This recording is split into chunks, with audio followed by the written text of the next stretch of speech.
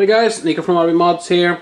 Gonna do a quick unpacking video. It's been a while now, but today is the Ozone Strike Pro Mechanical keyboard.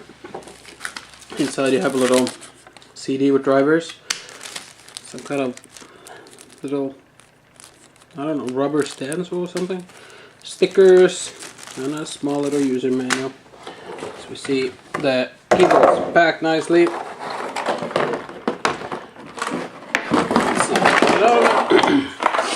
This is the US version, not the Nordic version that I usually review. It's the US version due to it's not available in anything else at the moment.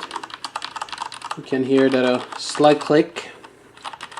Nice feedback from buttons. We have multimedia buttons on top here.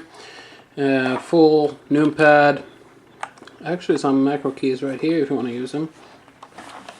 Sleep cable. A couple of stands on the back here.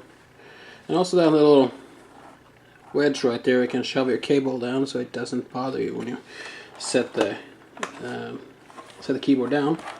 It also seems to have a USB plug-in, headphone and mic jacks also.